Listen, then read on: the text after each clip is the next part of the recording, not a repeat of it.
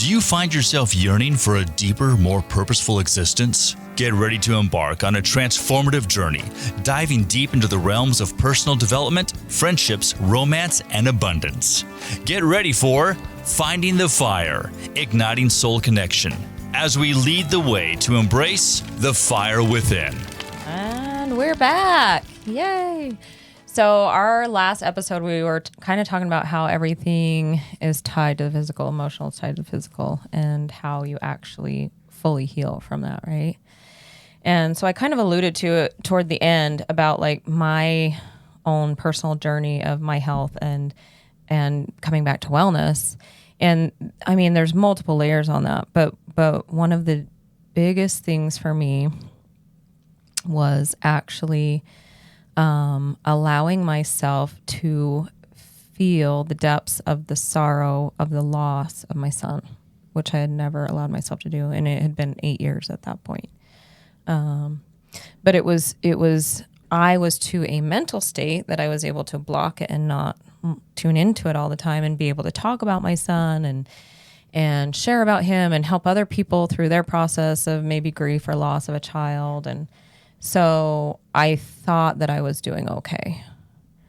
And yeah, it wasn't until having everything literally stripped of me and my sister actually brought to my awareness, she was like, Cindy, would you ever try mushrooms, psychedelics, like psilocybin?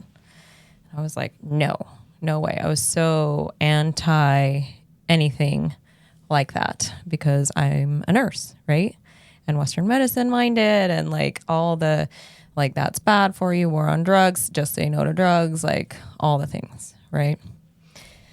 But in that process of like being stripped of everything and being literally in bed and having to have meals brought to me and be helped to bathe and shower, like, you know, my nurse hat title was taken from me as well. I couldn't work, or do much of anything besides focus on living. And so when she brought this to my awareness, I'm like, you know, immediately judge it. I'm like, no. Well, then she was telling me some of the benefits and some of the experience that she had with it. And so I'm like, you know what? Like, all I did back then was research everything. Like, what's causing my illness? What's this tied to? What's that linked to? How can I get better from any of this? So anyway, she gave me something to ponder on. So I started researching psilocybin and psychedelics. And I came across a study or a link saying that the FDA has been studying psychedelics for mental health, PTSD, anxiety, depression, and what else? A few other things. But I'm like, wait a minute. The FDA studying psychedelics? So, you know, Western medicine nurse minded, like if the FDA is studying it, there must be some benefits from it, right? And right now, like I'm bedbound. I can't get out of bed. Like I'm not going to be drug tested, right? From the hospital. My sister's tried it. I trust her. I trust her experience. What do I have to lose at this point, right? Yeah. And maybe I have everything to gain. So, I mean, I didn't like dive right into it. It took me some time to like wrap my brain around this whole thing. But yeah, at some point she doesn't live locally by me, but at some point she was like, well, what if I came down and, you know, held space for you to sit with psilocybin? And there's a whole difference, right? Like when people are like, oh, I've done mushrooms and had a bad trip or this or that, like doing mushrooms in like a party scene or with alcohol or whatever is totally different than having it done intentionally to try and help yourself, right? To try and like find where you can improve upon yourself, where you have trauma hiding or things like that. So eventually I told her yes, like, you know, I'll do it. So yeah, she came and we went into a beautiful place outdoors in nature, and I sat with these mushrooms, and I'm like, had no idea what to expect, zero, because I'd never been on the party scene, you know, like didn't have experience with anything at the time, so I didn't know what to expect. but I trusted her and I trusted myself, and we were in this beautiful place in nature. And so this experience was amazing. And without getting into all of it, the biggest takeaway for me was, at one point, I'm like deep in it, right? And I'm like, oh, I have all the secrets of the world. Like, this is, like I saw the psychedelics and the beautiful colors and the kaleidoscopes. I'm like, oh, this is how Disney made all of his films and all of his rides. Like I just felt like I knew all the secrets of the world, and it was fun, and it was this, and it was a little scary and intimidating because it's like so vast, right? But also, it was a fun experience up until that point. And then I opened my eyes. I was like really internal with my eyes closed up until then. And then I started opening my eyes, and I'm like looking at the river and the dirt, and like everything's moving and alive and breathing, and it's all connected. And it was like, whoa, literally we're all connected in all things. Even these inanimate objects that we think like they have energy in them, right? And energy's life. So, anyhow, it showed at that point, as I started like opening my eyes more, like the mushrooms like showed me my son who had been passed for 8 years, right? And again, mind you, I was in a good place with this. I thought I was healed. I was able to talk about him. In fact, I did. I would speak on trauma healing and things. And so they show him to me, and I'm like, oh, there's my baby, so beautiful, and they're like, well, don't you miss him? I'm like, well, yeah, I miss him, but it's okay. Like, I've worked through it. I know, well, don't you miss him? Well, yeah, I miss him, but I know that, like all the stories of why I'm okay, right? But brushing over the fact that I actually miss him. And they just kept asking me over and over, don't you miss him? Aren't you sad? Aren't you sad your baby's not here with you? Don't you miss him? And finally I'm like, yeah, I'm sad. And I just felt that emotion, and I just bawled and like to the depths of my soul, like cried and mourned his loss, which I had never allowed myself to do to that point. And I didn't realize how much I had pushed past that just to survive. And then at some point, I mean, that felt like an eternity, right? Like I was literally like down in like my lap, my head buried in my lap and my hands, and just sobbing and sobbing and sobbing. And then I'm told, pick your head up. And I'm like, I don't want to. Pick your head up. No, I don't want to. Like, and I was arguing with myself, with the mushroom, and like, you made me feel this. Like, now I don't want to get out of it. It's like, pick your head up. So I finally did. I sat up, I opened my eyes, and I look at the river, and there's these 3 little kids walking upstream. And my son that I lost, he was the third of 3 children. It was literally, I had my oldest is a daughter, and then boy. That's literally these kids walking upstream. The oldest was a girl and a boy, and they're holding hands walking through this river. And I'm just watching them in awe, and like how much fun they're having. And you could see the love they had for each other, and they're just enjoying themselves in the river. And I'm like picturing my kids in a loving way. I'm like, oh, how fun is that? And that is like a representation of my 3 children right there. And at one point, the youngest boy broke off from the 2. Like, he lost grip because they're walking upstream, broke off.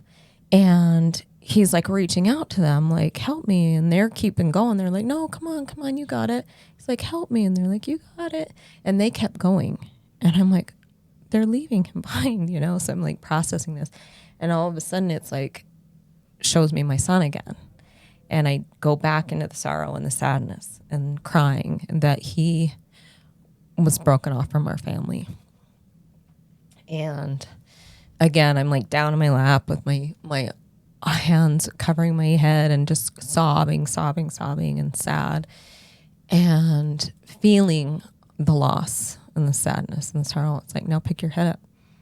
I'm like, no, again, I'm fighting, but he went through the process again, and finally I pick my head up and I look, and the little boy's going upstream, behind them, not connected, but he's still fighting his own path. And they're just having a blast, all of them, and they're not necessarily still connected, but they're still all there, finding their own way, enjoying themselves. in the river. And so I'm like seeing this as an analogy within, my own children, my own self. I'm like, oh, okay. They're okay. They're still having fun. It's sad that they're broke off, but we can still enjoy. So anyway, it took me through this process like over and over and over. And well, don't you miss them? Aren't you sad? And then I would cry and sob and then pick your head up. And then I would laugh and smile. Like literally I'm laughing and smiling, enjoying these kids. And then it would take me back in, and it felt like eternity that I'm doing this over and over until it was faster each time and faster each time and faster each time and faster each time, to where I was literally like sitting up, crying, feeling the sadness and the sorrow and the loss and the happiness and the joy and the love all at once through laughter and tears all together. And it's like, oh, we cannot feel true joy and happiness if we don't feel the true sorrow and sadness. And I was living my life in this little narrow window of emotion because I didn't want to feel the sadness and sorrow and loss of my son. I was not allowing myself to feel the joy and the happiness and the love to the depths that it is. I was literally like going through life in this zombie mode. Like numbness almost. Numbness, literally. And that's the lesson that I learned. And that was a huge part of my healing journey. Like you can only go through life so long like that. Like we are emotional beings, and emotion is energy in motion. And if we stop that motion, we're going to stop us. We're going to stop our energy. We're going to put us bedbound and have our health taken away from us unless we actually feel everything, feel all that emotion, process it, and don't hold back from any of it, because then you're actually holding yourself back from the heights. If you're holding yourself back from the low lows, you're holding yourself back from the high highs also. Exactly. And who really wants to live life like in that little narrow window of just robot mode? Like that's no fun. Yeah, some people do. Somebody back there, we won't name names, is saying, "Oh, me," because so many of us, especially in this day and age, like we are afraid to actually look at our shadows, right? Like, and what's in a shadow other than no light? So if you put a light on the shadow, it disappears, and there's nothing to be afraid of anymore. Right? Yeah, but people are so scared, and there's so much fear of even feeling the emotions. Like people, they say like there's a high percentage of like, it was really high, like 90-something% people would rather like die than feel their emotions. It's so feel true. the pain. They think, but they don't realize that that's literally where the freedom is. Freedom is in the feeling of the emotions, and it's a huge release. It's a release so we can actually experience life to a whole nother level. Yeah. And it's so true. And that's how I was living life, right? Like I didn't want to feel the emotion of sadness. I didn't know this. I didn't know the concept. Nobody was talking about it then, so we're talking about it now. So hopefully this can help other people. But if you're not allowing yourself to feel that emotion, whatever it is, you're going to put yourself in an early grave or not such a fun life. Just sometimes just allowing yourself to just break down, giving full permission just to feel all the feels. I know it's not fun. Sometimes you're like, I don't want to. Right. But when you feel it coming, just be like, okay, I do need to make space and time to just allow myself to break down. Yeah. Yeah. And it's so powerful when you do actually allow yourself. And I think there was a previous episode where we talked about, I had a family member in the hospital and was going through a lot of like high stress, and like everything in my body wanted to cry and break down. Right. But I had to like show up and stay strong. And all of a sudden my whole body hurt, and I'm not used to that anymore. I mean, that used to be my past self, but now that I always work on myself and I'm always checking in, like I don't hurt anymore. So my whole body is hurting, and I'm like, body, why are you hurting? It's like, oh, because I want to cry and you're not letting me. I'm like, oh, okay. Noted. I want to cry. I can't right now because I'm in public. I've got to show up for my family member in the hospital. But I acknowledge you, and I will allow for that. And so I did, and I went and addressed that. And as soon as I did, I felt amazing. I felt like, again, like the best massage of my life, the best release of my life. I said before, and I'll say it again, like I literally like amazing afterwards. And what I was going through at the moment, if anybody knew, they'd be like, how can you say you feel amazing while this person is in the hospital going through this? It's like, because I am processing the emotions and I'm showing up for not only the person in the hospital, but for myself. And so I feel amazing and I can show up the best person right now.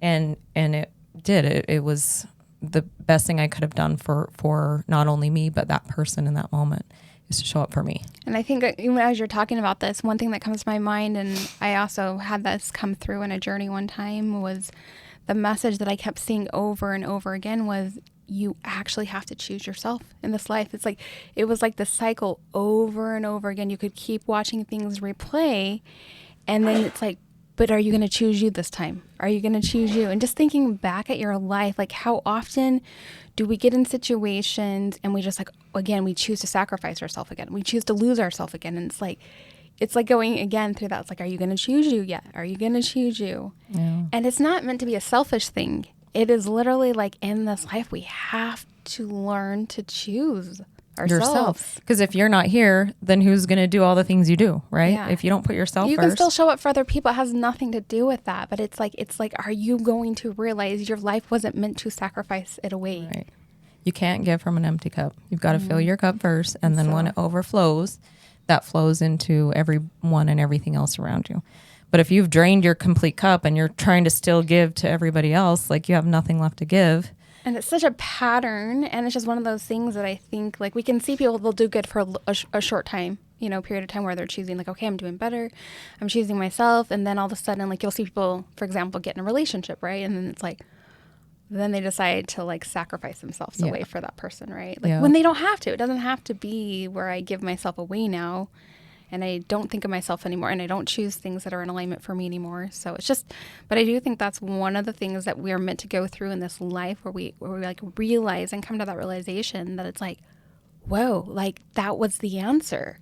Everything it was trying to show me all this time, like, it's so simple once you finally get it too. And I saw that and I was like, whoa, wow. But again, we don't ever think it could be that simple. Right. Or we don't think, well, that can't be the right answer. Right. Right? Like, I can't be selfish. I can't put myself first. It can't be about choosing me, because I got to choose everyone else, right? And that's just the easy answer. Is like, I want to choose everyone else. But what if it's really just waiting for you to choose you?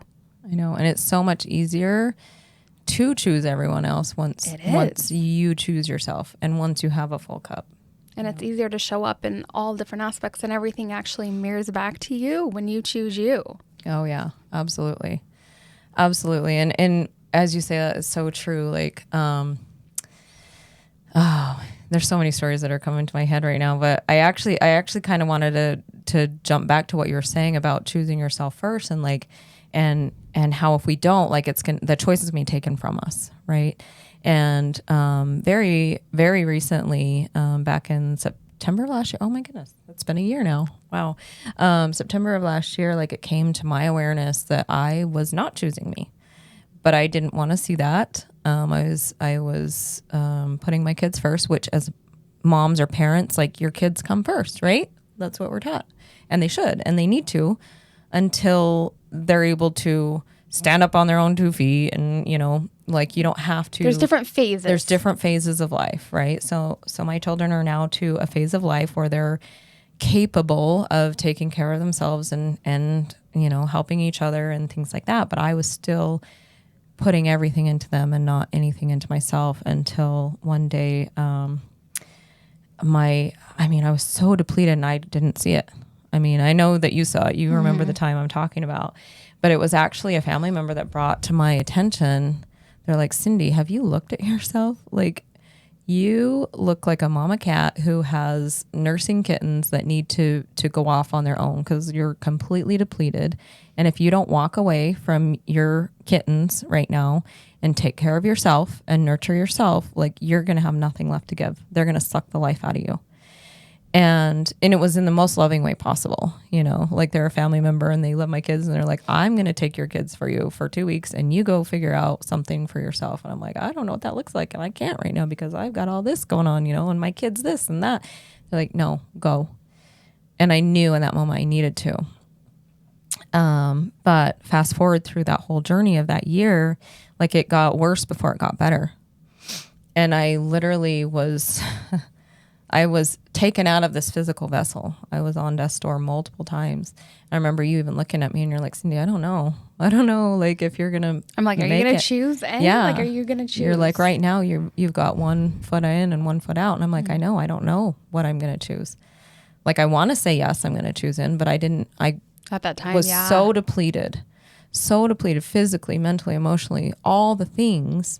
And I wasn't looking at myself. So then I started going to doctors and getting tests and getting lab work and doing all that stuff to see if there was anything physically going on, and going down a rabbit hole that way, which was actually making me more and more sick. The more lab work I got, the more tests I got, the more diagnoses I got, the more testing they wanted. They're like, okay, we're down to these 2 really serious things that are very life-threatening, and we have to do some major procedures on both of them. Both of them have big risks and side effects, and the answer to either one is not good, and you're going to have to then here's your path from this one and here's your path from that one. And I looked at both of those. I'm like, I don't want any of it. Neither of it. I'm not going to choose any of it. Even if I have an answer, I'm not going to go down those paths. I'm just going to, like, if I only have days or weeks or months to live, I'm going to just live with myself and my kids. And so finally I was literally told, like, when I say told, like spiritually told from my higher self, from God, from source, from universe, whatever you align with, like I was told, like, stop searching. You will find what you're looking for. If you keep going down this path, you will find what you're looking for. And at the time I was looking for a diagnosis, but I knew I didn't want any of those. So I stopped looking. But in the process of all that, like, I was taken out of this physical vessel. I was taken to the other side a few times, and 3 times to be exact. And the first time it's like, you need to choose you. You go back. And I'm like, well, I have kids. I got to choose my kids. They're like, no, your kids are fine. You need to choose you. I'm like, well, anyway, like rationing this. And they're like, if you go back, you need to put you first. I'm like, okay, fingers crossed, right? Like, okay, I can do that. And so I come back and I'm like, still not putting me first. It's so hard. It's harder than you think. It is. And it's like, yeah, okay, I can do that. Anyway, so this happened. And the second time it was more serious. It's like, hey, like, are you ready to come, like, be done with this physical life? And there's no judgment in it, right? That's the interesting thing. It's like, it's no like right or wrong answer. It just is what it is. And it's like, what's your choice? Do you want to be done with this physical life, or do you want to go back in this physical life and put you first? And so the second time it was a little harder for me. Like, I don't know, because I never put myself first. I don't know if I can do that, And so I came back again, but still I was doing a little better, but still my kids were more above me. And then the last time it's like, hey, look, like, we've already told you twice. This is last chance you got. Do you want to find joy in life? Literally, that was the words. Do you want to find the joy in life? I'm like, I don't know if joy even exists.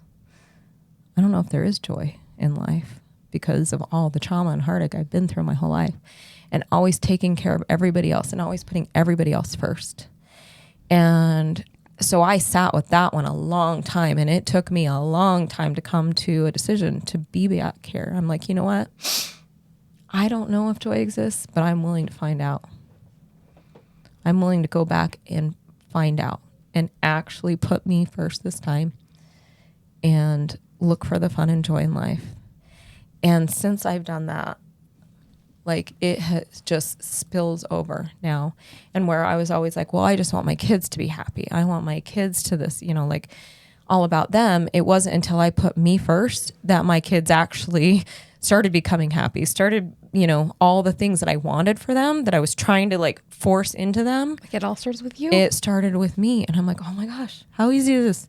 And now I have dance parties in my kitchen as I cook dinner for my kids, and they come and join me. And like, we have the best time instead of like grinding through, oh, I got to make this meal for my kid because I'm the mom and that's what I do. And, like, it's total different mindset, right? And it's just night and day difference of choosing myself first. And then my cup is full now, and it now overflows.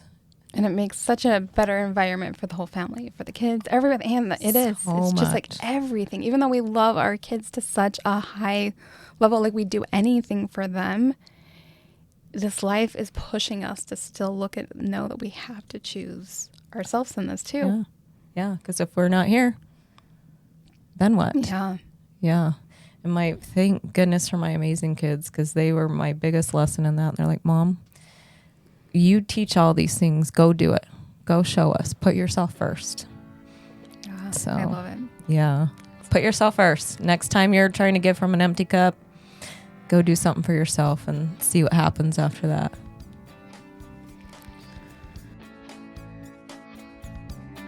Thank you for joining us on this path of self-discovery and soul connection. Remember, the journey doesn't end here. For more inspiration and resources, join our Facebook group, Igniting Soul Connection. Also, visit us at findingthefire.com or follow us on TikTok and Instagram at Finding the Fire. Until next time, keep the fire alive. This has been a production from a podcast studio.